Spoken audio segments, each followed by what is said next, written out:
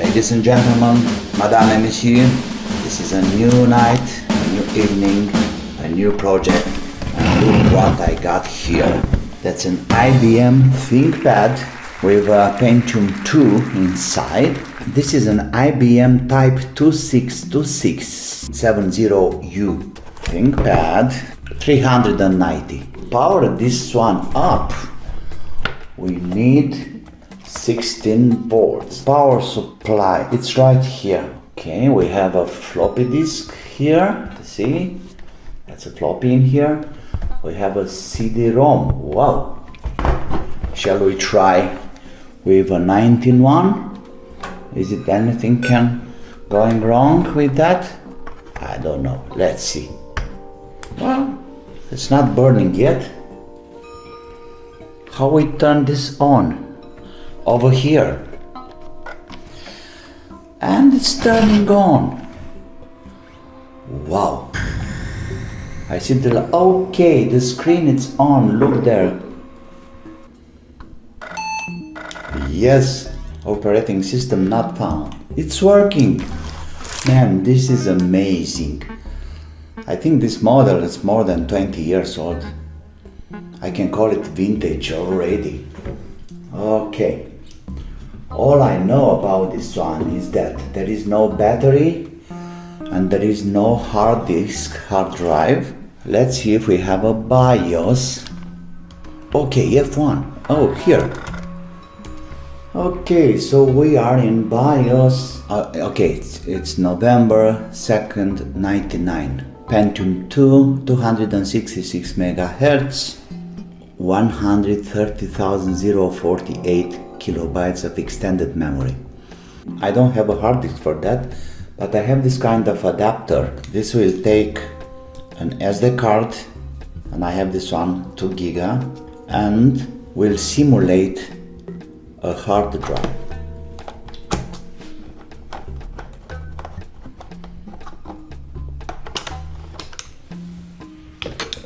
Okay, so we have a caddy here.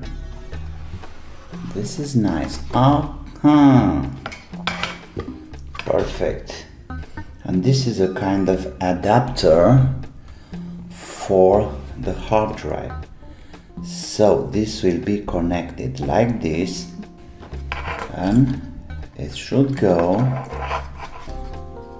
over here. Let's see what's inside there. Perfect. But now the problem is, how will this be? Where is pin number 1 when the laptop is upside down? So we have to put this in this position with the SD card down. We'll try.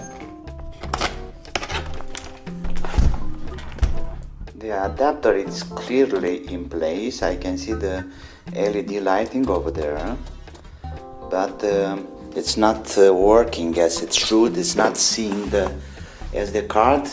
The SD card was formatted in FAT16, and we see there we got no disk.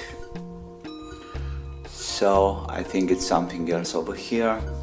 Anyway, I'm really happy because at least the laptop is working. So what I'm going to do the next days is to find an old hard drive, this kind of IDE hard drive, and to plug it in to see if I can boot it and install some operation system. Well, in the meantime, I found a hard drive, and this is a 6 giga hard drive from Toshiba, and let's try to put it inside. The disk is inside there. Let's turn on the laptop. F1, we go to BIOS. I can hear the disk running. It's pretty noisy, but this was a sound I really loved in those times. F1, And let's see. Advanced setup. Yes, there we are. So the disk is seen by the system. This is nice. So now we can try to install Windows XP. Look what I got in the meantime. An express card, USB 2 card bus, and I'm gonna have 2 USB ports because here somewhere this machine have an express card slot. This is wonderful. Then I can have a mouse and extend the possibilities. Now Windows XP is installing, and I may say it's painful slow. I can't even remember this feeling, you know. I've been waiting for hours and hours, but this is good. At least it have a CD-ROM. What do you think about installing Windows XP from floppies or something? Anyway, it's amazing. It's still working. So after 1 hour we get to phase 2, so the laptop is restarting, and there we are, Windows XP on IBM Thinkpad 390 with a Pentium 2 processor. Come on, it's welcoming me for 15 minutes now. Come on. I can see a shadow down here. It's looking like that's from the lamp or something, and it's another one here, and it's really getting hot in this area. I can feel it, but the screen is pretty okay and amazing. It gets brighter after a period of working. And magic, it's finally over. 3 hours and it's still got something to do, but it's finally working. So I'll try in the next days to have some tests about how it's running and what it can do, but for now I may say it's working. Oh, we got sound, and listen to this. You have to see this floppy drive. Look,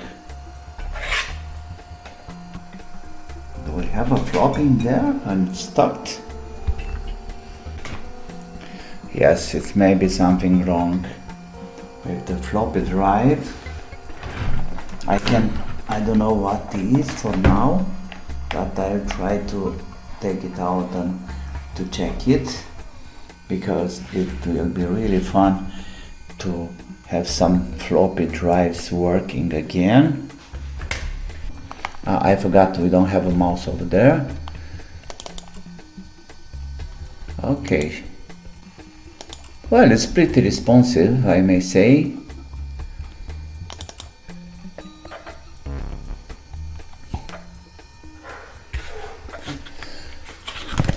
Somehow the floppy is working. It's responding to this, but it's something stuck in here. I will check it later. It will be interesting to see it running. So we have 128 mega of RAM. Okay. How can I call it? It was this little door, I may say.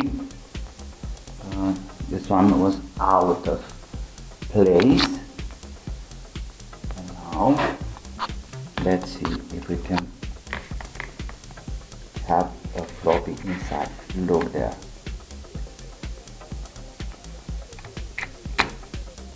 Perfect. So now it should work. Let me put it back. Yes, sweet Windows XP sound. And as long as the floppy get fixed. Let me remind you another nice sound. Look at this floppy drive.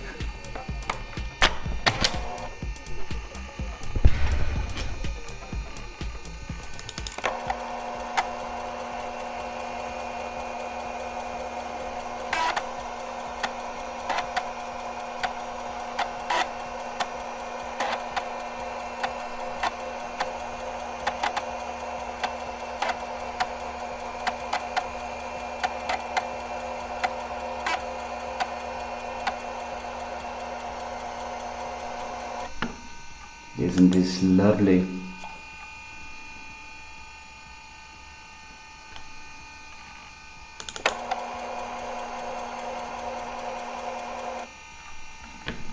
I can even read the floppy.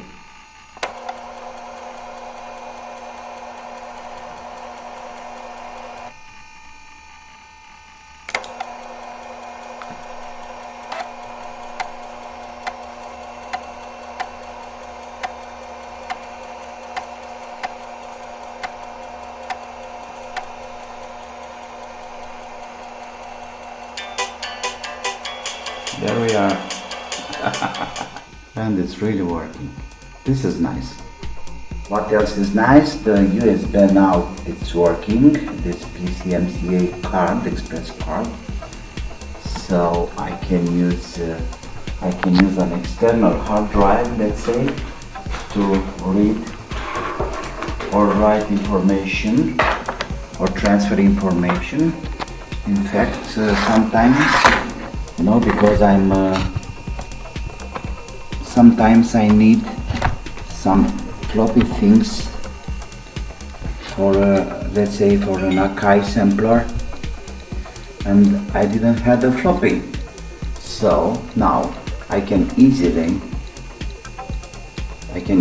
transfer from the hard drive to the floppy. Now it's installing the external hard drive. Here's this NAS storage device. Amazing nice. Yes, but it's looking like it's not enough power for this. Let me try another one.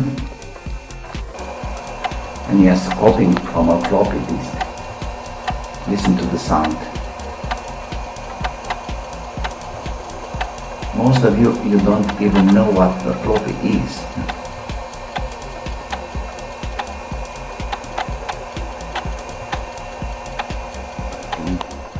That's it for now. I hope you liked my little project. Call it a laptop nostalgia. Anyway, I had a lot of fun because I still remember these sounds and I still remember the smell and the noises and so on. I had my first laptop in around 1993 and it was an IBM again with a 286 processor. It was so slow, black and white screen, but anyway it was a really nice starting point. I could learn a lot about computers and about DOS operating system and later Windows 3 and so on, and it helps me a lot with sequencer and making music on the laptops and all this MIDI relation between computers and keyboards and so on. So thanks for watching. I'll be back soon with some other projects. Until the next one, be safe. Bye bye.